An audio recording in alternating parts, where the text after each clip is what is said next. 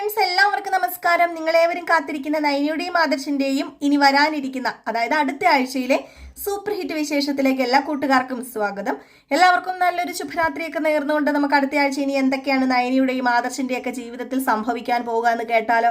അതിനു മുമ്പായിട്ട് തന്നെ ആരെങ്കിലും നമ്മുടെ ചാനൽ ആദ്യമായിട്ട് കാണുന്നുണ്ടെങ്കിൽ ഒന്ന് സബ്സ്ക്രൈബ് ചെയ്ത് വെക്കണം. അതിനോടൊപ്പം തന്നെ എല്ലാവരും മാക്സിമം ലൈക്ക് അടിച്ചിട്ട് വീഡിയോ കാണാൻ വേണ്ടി ശ്രദ്ധിക്കണേ. അപ്പോൾ നമുക്ക് നേരെ ഇനി അടുത്ത ആഴ്ചത്തെ വിശേഷത്തിലേക്ക് തന്നെ കിടക്കാം അല്ലേ?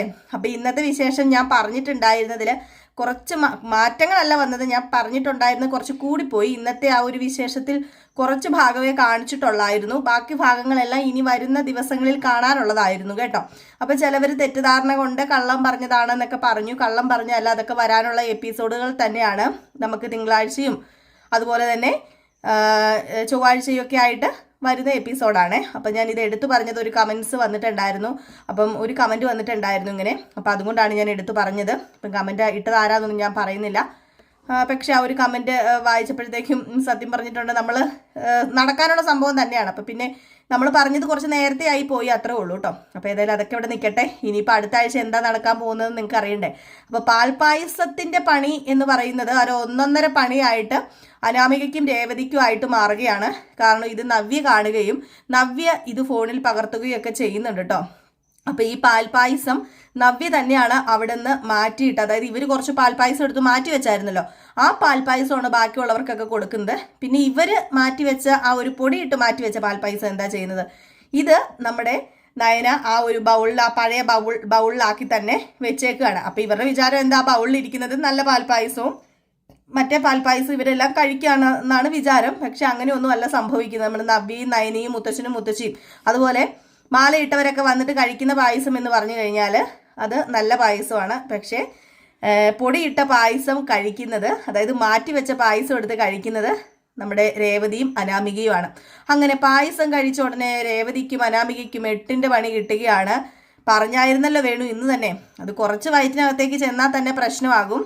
അതുകൊണ്ട് തന്നെ നിങ്ങളത് തൊട്ടുപോലും നോക്കരുതെന്ന് പറഞ്ഞിട്ടുണ്ടായിരുന്നു. അപ്പം പിന്നെ പറയേണ്ട കാര്യമില്ലല്ലോ. ബാത്റൂമിൽ നിന്ന് ഇറങ്ങാൻ തള്ളയ്ക്ക് മോൾക്കും നേരമില്ല. അതുപോലെ ആയിപ്പോയി ആ പായസം കുടിച്ചോണ്ട്. ഇത് മാത്രമല്ല, നമ്മുടെ വേണു ഈ പായസം കുടിച്ചായിരുന്നു. വേണുവിനും ഈ പായസം കൊടുത്തായിരുന്നു, മാറ്റിവെച്ച പായസമാണെന്ന് പറഞ്ഞുകൊണ്ട്. വേണു നേരെ പായസം കുടിച്ചിട്ട് വീട്ടിലേക്ക് പോയി. വേണുവിനും ഇതേ ഗതി തന്നെ. അങ്ങനെ ഒരു എത്തും പിടിയും കിട്ടുന്നില്ല രേവതിക്കും അനാമികയ്ക്കും. ഇത് എന്ത് പറ്റി? അപ്പോൾ പായസം എങ്ങനെ മാറിപ്പോയി എന്നൊന്നും അറിയില്ലല്ലോ. അങ്ങനെ നമ്മുടെ നയനയല്ല നവ്യ മുമ്പിൽ വന്നിട്ട് പറയുകയാണ്, നീ എന്താ വിചാരിച്ചത്? എൻ്റെ അനിയത്തീനെ തോൽപ്പിച്ച് എൻ്റെ അനിയത്തീനെ എല്ലാവരുടെയും മുമ്പിൽ നാണം കെടുത്തിയിട്ട് നിനക്കുള്ള ക്രെഡിറ്റ് എല്ലാം എടുക്കാമെന്നാണോ നീ വിചാരിച്ചെങ്കിൽ എൻ്റെ പൊന്നു മോളെ, അതൊക്കെ തെറ്റിപ്പോയി. ദേ നീ ചെയ്ത് എന്ത് വൃത്തികേടാണെന്ന് ഞാൻ കാണിച്ചു തരാമെന്ന് പറഞ്ഞുകൊണ്ട് നമ്മുടെ നവ്യ കാണിച്ചു കൊടുക്കുന്നുണ്ട് കേട്ടോ. വേറെ ഒന്നുമല്ല കാണിച്ചു കൊടുക്കുന്നത്, നവ്യയുടെ കയ്യിൽ പ്രൂഫ് സഹിതമായിട്ട് ആ ഒരു വീഡിയോ സഹിതമുണ്ട്. നമ്മുടെ നവ്യ അത് കാണിച്ചു കൊടുത്തിട്ട് ഇനി നവ്യയ്ക്ക് ഒരാളെയും കൂടെ ഭീഷണിപ്പെടുത്തി നിർത്തുവാനുള്ള ഒരു തുറുപ്പുചീട്ട് കിട്ടിയിരിക്കുകയാണ്. ഈ കാര്യം ആദർശിനോടും നയനോടും പറയുന്നുണ്ട്, പക്ഷെ ബാക്കി ആരോടും പറയുന്നില്ല കേട്ടോ. നമ്മുടെ നവ്യ ഇങ്ങനെയായിരുന്നു സംഭവം, മോളെ നിന്നെ പെടുത്താൻ വേണ്ടിയാണ് ഇങ്ങനെ അതൊക്കെ സംഭവം ഉണ്ടാക്കിയൊക്കെ വെച്ചത്. പിന്നെ എൻ്റെ അമ്മായിയമ്മയ്ക്കും കൂടെ കുറച്ച് കൊടുക്കണമായിരുന്നു, ആ തള്ളയ്ക്കും കൂടെ കുറച്ച് ആ ഒരു പൊടി ഇട്ട് കൊടുക്കുകയായിരുന്നെങ്കിൽ ആ തള്ളയും പഠിച്ചതിന്. പക്ഷേ എനിക്കൊരു അബദ്ധം പറ്റിപ്പോയി, ആ തള്ളയ്ക്ക് കൊടുത്തില്ല ഞാനെന്ന് പറഞ്ഞപ്പം, ഹേയ് അതിന് നിൻ്റെ അമ്മായിയമ്മ നിന്നോടൊന്നും ചെയ്തില്ലല്ലോ, നിന്റെ അമ്മായിയമ്മ ഇതിന് കൂട്ടൊന്നും നിന്നില്ലല്ലോ. ഇതിന് കൂട്ട് നിന്നതെന്ന് പറഞ്ഞ് ഇത് ചെയ്തതെന്ന് പറഞ്ഞിട്ടുണ്ടെങ്കിൽ രേവതിയും അതായത് നമ്മുടെ അനാമികയും അല്ലേ. അപ്പോൾ അവർ രണ്ടുപേരും അനുഭവിച്ചോട്ടെ, വെറുതെ എന്തിനാ അപ്പച്ചിക്ക് ആ പണി കൊടുക്കണം? അപ്പച്ചി ചെയ്യുന്ന പണിക്ക് തിരിച്ചടി കൊടുത്താൽ പോരെന്ന് ചോദിക്കുമ്പോൾ അതൊന്നും അല്ല. ഈ തള്ളയും കൂടെ ഇവരോട് പറയുമായിരുന്നെങ്കിൽ ഈ തള്ളയും കൂടെ കൂട്ട് നിന്നേനെ. ഈ കുഞ്ഞിനെ നശിപ്പിക്കാൻ വേണ്ടി അവർ പലതവണ ശ്രമിച്ചതാണല്ലോ, ഇപ്പോഴും ശ്രമിച്ചുകൊണ്ടിരിക്കുക. സത്യമായിട്ടും അവരിപ്പോൾ ഉണ്ടാക്കുന്ന സംഭവങ്ങളൊക്കെ ഞാൻ കഴിക്കുന്നത് തന്നെ നമ്മുടെ കയ്യിലൊരു തെറുപ്പ് ചീട്ടുണ്ട്. അപ്പോൾ അതുകൊണ്ട് അവർക്ക് പേടിയാണ്, എന്തെങ്കിലും സംഭവിച്ചു കഴിഞ്ഞിട്ടുണ്ടെങ്കിൽ നമ്മളിത് കാണിക്കുന്ന പേടിയല്ലേ നയനെ. അപ്പോൾ അതുകൊണ്ട് ആണെന്ന് ഇങ്ങനെ പറയാം. അങ്ങനെ ശബരിമലയ്ക്ക് പോയിട്ട് വന്നവരൊക്കെ ഇത് കുടിച്ചു വിട്ടു. അപ്പോൾ ഇവർക്ക് പ്രശ്നമൊന്നുമില്ല, ഇവർക്ക് ലൂസ് മോഷനൊക്കെ ആയി. അപ്പം മുത്തശ്ശൻ പറഞ്ഞു, അതെന്ത് പറ്റി, നിങ്ങൾക്ക് മാത്രം ഇങ്ങനെ ഉള്ളത്? ഞങ്ങൾക്ക് പ്രശ്നമൊന്നും ഇല്ലല്ലോ, ഞങ്ങൾ നയനമോള് കഴിക്കുന്ന സംഭവങ്ങളൊക്കെ നയനമോൾ ഉണ്ടാക്കുന്ന എല്ലാ സാധനങ്ങളും കഴിക്കുന്നതാണ്, അതുകൊണ്ട് ഞങ്ങൾക്കൊരു പ്രശ്നവും ഇല്ലെന്ന് പറയുകയാണ് കേട്ടോ.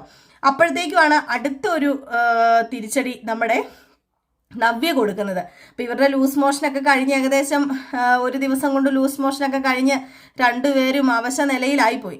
അപ്പം നമ്മുടെ നവ്യ ഒരു തീരുമാനം എടുക്കുകയാണ്. ഏതായാലും നയനക്കിട്ട് 8ന്റെ പണി കൊടുക്കാൻ തീരുമാനിച്ചല്ലോ. അപ്പോൾ അതുകൊണ്ട് തന്നെ തിരിച്ച് നമ്മുടെ അനാമികയ്ക്കിട്ടും ഇതുപോലൊരു പണി കൊടുക്കണം. അപ്പം വേറെ ഒന്നുമല്ല പണി, നമ്മുടെ അനാമികയോട് രേവതി പറയുന്നുണ്ട്. അപ്പം രേവതി അവിടെ നിന്ന് ആ ഒരു സംഭവം കഴിഞ്ഞിട്ട് വീട്ടിൽ പോവുകയാണ് കേട്ടോ. പിന്നെ ബാക്കിയെല്ലാം ഫോൺ വിളിച്ചാണ് പറയുന്നത്, മുത്തശ്ശൻ്റെ കാര്യമെല്ലാം നീ നോക്കണം, അതുപോലെ തന്നെ വലിയ വലിയ പണിയൊക്കെ അവൾ ചെയ്തോട്ടെ, രാവിലെ നീ എണീറ്റ് എല്ലാവർക്കും കോഫിയൊക്കെ ഉണ്ടാക്കി കൊടുക്കണം, അങ്ങനെയാണെങ്കിൽ നിന്നോടുള്ള ഇഷ്ടം കൂടത്തുള്ളൂ. ഇപ്പം തന്നെ കണ്ടില്ലേ അവള് ഈ ഒരു ഭക്ഷണത്തിൽ കൈവശം കൊടുത്തിട്ട് തന്നെ എല്ലാവരും അവളുടെ കൂടെ നിൽക്കുന്നത്, അത് നിനക്ക് മനസ്സിലായല്ലോ. അപ്പം അതുകൊണ്ട് നീ ഒരു കാര്യം ചെയ്യണം, രാവിലെ വെളുപ്പിനൊക്കെ എണീക്കണമെന്ന്. അങ്ങനെ നമ്മുടെ അനാമിക രാവിലെ വെളുപ്പിനൊക്കെ എണീക്കാൻ തുടങ്ങി. ഇത് കണ്ടു കഴിഞ്ഞപ്പോഴത്തേക്കും ദേവയാനിക്കൊക്കെ ഭയങ്കര സന്തോഷം. എന്നിട്ട് ദേവയാനി പറഞ്ഞു, ഹോ അവക്ക് മാത്രമല്ലേ രാവിലെ എണീക്കാൻ പറ്റുള്ളൂന്നല്ലേ ഓർത്തിരുന്നത്, കണ്ടില്ലേ അനാമിക മോൾ ഇത്രയും വലിയ വീട്ടിൽ നിന്ന് വന്നിട്ടും ആ കുട്ടി രാവിലെ എണീക്കുന്നു, കുളിച്ചെണീറ്റ് നമ്മുടെ നവ്യ വരുന്നതിന് മുമ്പ് തന്നെ പൂജാമുറി കയറി പ്രാർത്ഥിക്കുന്നു. അപ്പം അങ്ങനെയുള്ള ഈ പുത്തനച്ചി പുറപ്പുറം തൂക്കുന്നു പറയുന്ന പോലത്തെ പരിപാടിയൊക്കെ ചെയ്യുകയാണ്. എന്താണ് നവ്യ ഇത് 8ന്റെ പണി തന്നെ കൊടുത്തേ പറ്റൂ എന്ന് പറഞ്ഞുകൊണ്ട് ചായയൊക്കെ ഇട്ട് വെച്ചിട്ട് പൂജാമുറിയിലേക്ക് പോയി. നമ്മുടെ അനാമിക പൂജാമുറിയിലേക്ക് പോയി ആ ഒരു സമയം കൊണ്ട് ചായക്കകത്ത് പഞ്ചസാരയൊക്കെ ഇട്ട് വെച്ച ചായക്കകത്ത് അത് മാറ്റിയിട്ട് ഉപ്പിട്ട ചായ വെക്കുകയാണ് കേട്ടോ. ഉപ്പ് ചായയിൽ നിറച്ച് ഉപ്പൊക്കെ ഇട്ട് വെക്കുകയാണ്. ഈ ചായ അങ്ങോട്ട് കുടിക്കുന്നതും എന്താ സംഭവിക്കുക, ഉപ്പിട്ട ചായയല്ലേ കുടിക്കുന്നത്. ഇതങ്ങ് കുടിച്ചതും മുത്തശ്ശനും ആ ഫസ്റ്റ് കൊണ്ട് കൊടുത്തത് ഹോളിലിരിക്കുമായിരുന്നു പത്രമൊക്കെ വായിച്ചുകൊണ്ട് മൂർത്തിയും വസന്തരെ.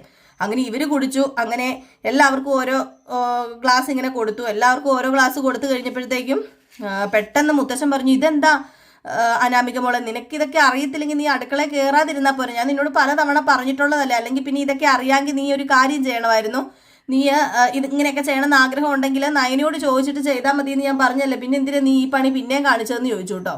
അപ്പം പറഞ്ഞു, എന്താ മുത്തച്ഛൻ ഞാൻ നല്ല ചായയല്ലേ ഇട്ടത്, നല്ല ടേസ്റ്റ് അല്ലേ എന്ന് ചോദിച്ചപ്പം ഇത് നിറയെ ഉപ്പാന്ന് വസന്തര പറഞ്ഞു. ഉപ്പോ, അതിന് ഞാൻ പഞ്ചസാരയാണല്ലോ ഇട്ടത്. അപ്പം പെട്ടെന്ന് ദേവയാനി, അയ്യോ മോളെ കുറ്റപ്പെടുത്തുമൊന്നും വേണ്ട, മോള് വലിയ വീട്ടിൽ നിന്ന് വന്നതല്ലേ, അവൾ ചായ ഇട്ടിട്ടുണ്ടോ, അവൾക്ക് ചിലപ്പോൾ ഉപ്പ് പഞ്ചസാര മാറി ഉപ്പായി പോയതാന്ന് പറഞ്ഞപ്പോഴത്തേക്കും നമ്മുടെ മൂർത്തി പറയാണ്, അതാ ഞാൻ പറഞ്ഞത് ഇവളോട് ശ്രദ്ധിച്ചും കണ്ടും കാര്യങ്ങൾ ചെയ്യണമെന്ന്. ഇവിടെ നയനമോളുണ്ടല്ലോ ഇതൊക്കെ ചെയ്യാന്, പിന്നെ മത്സരിച്ച് ഓരോന്ന് ചെയ്തിട്ടുണ്ടെങ്കിൽ ഇതൊക്കെ തന്നെ ആയിരിക്കും എല്ലാവർക്കും സംഭവിക്കാൻ പോവാന്ന് പറയുകയാണ് കേട്ടോ.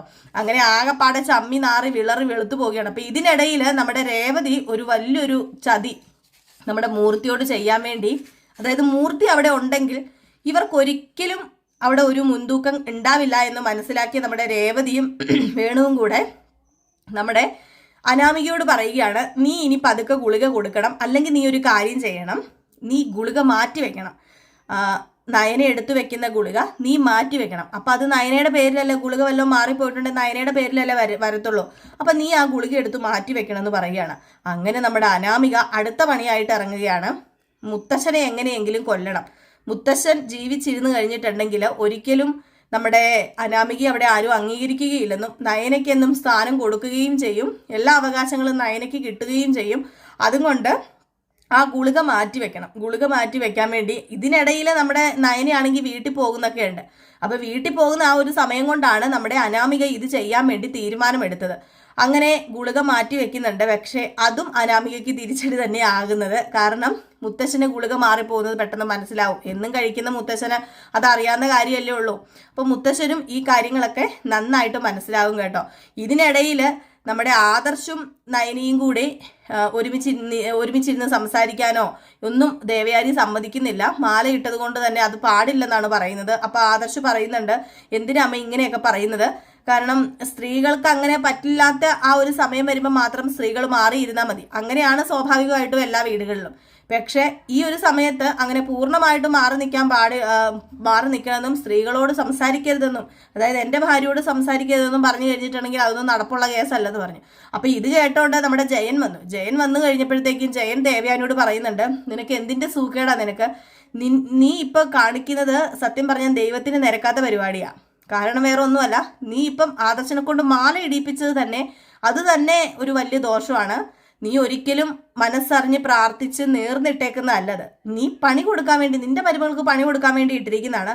അത് നിനക്ക് തന്നെ ലാസ്റ്റ് പണിയായി തീരരുത് ദേവയാനി എന്ന് പറയുന്നുണ്ട് കേട്ടോ. അപ്പം അങ്ങനെ കുറച്ച് സീനുകളൊക്കെ കാണിക്കുന്നുണ്ട്.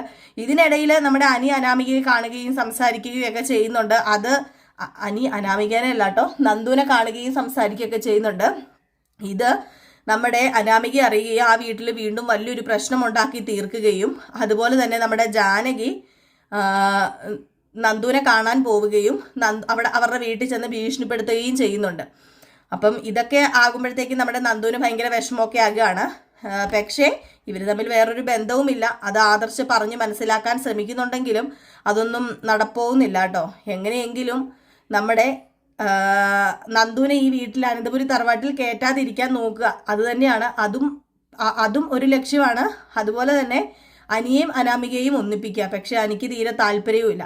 അപ്പോൾ ഇതൊക്കെ കൂട്ടിച്ചേർത്തുകൊണ്ട് ഒരു അടിപൊളി വിശേഷങ്ങളാട്ടോ നമ്മൾ നാളെ കാണാൻ പോകുന്നത്. പ്രത്യേകിച്ച് നമുക്ക് നിങ്ങൾ ഇന്ന് പ്രമോ കണ്ടു കാണും, ജനറൽ പ്രമോ കണ്ടു കാണും. നമുക്ക് ഇന്നത്തെ പ്രമോയിൽ പ്രത്യേകിച്ച് വളരെ വേറെ ഒന്നും കിട്ടിയിട്ടില്ല. കഴിഞ്ഞു പോയ സംഭവങ്ങളാണ് നമുക്ക് ഇന്നത്തെ പ്രമോയിൽ കാണിച്ചിരിക്കുന്നത്. ഇനിയിപ്പോൾ നാളെ ചിലപ്പം നമുക്ക് വേറെ പ്രമോ കിട്ടുമോയെന്നറിയില്ല. ഏതായാലും കിട്ടുമെങ്കിൽ ഇത് കൂടാതെ എന്തെങ്കിലും വിശേഷങ്ങൾ ആ പ്രമോയിൽ ഉണ്ടെങ്കിൽ ഞാൻ ഇട്ടേക്കാം കേട്ടോ. ഏതായാലും ഇട്ടേക്കാം. നാളെ നമുക്ക് വേറെ പ്രമോ, ജനറൽ പ്രമോ വരുമെങ്കിൽ ഞാൻ ഇട്ടേക്കാമേ. അല്ലാതെ നമുക്ക് കൂടുതൽ വിവരങ്ങളൊന്നും കിട്ടിയിട്ടില്ല. ഇങ്ങനെയൊക്കെ തന്നെയാണ് ഏകദേശം കഥ മുന്നോട്ടേക്ക് പോകുന്നത്. അപ്പം ഞാൻ ഇന്ന് പറഞ്ഞത് ഞാൻ പ്രത്യേകിച്ച് എടുത്ത് പറയുകയാണ്. നമ്മൾ കള്ളത്തരം പറഞ്ഞതല്ല, അത് സംഭവിക്കാനിരിക്കുന്ന കാര്യങ്ങളാണ്. കാരണം ഇന്ന് അവർ കുറച്ച് വലിച്ചു നീട്ടി. ആ അമ്പലത്തിലെ രംഗങ്ങളൊക്കെ എന്ന് പറഞ്ഞാൽ കുറച്ചായിട്ട് കാണിക്കുന്നതാണ് നമ്മളും വിചാരിച്ചത്. പക്ഷെ അമ്പലം കൊണ്ട് തന്നെ ഇന്നെല്ലാം തീർത്ത, ആ മാലയിടലും അമ്പലം കൊണ്ടും തന്നെ ഇന്നെല്ലാം തീർത്തല്ലോ. അത് നിങ്ങളും കണ്ടതാണല്ലോ.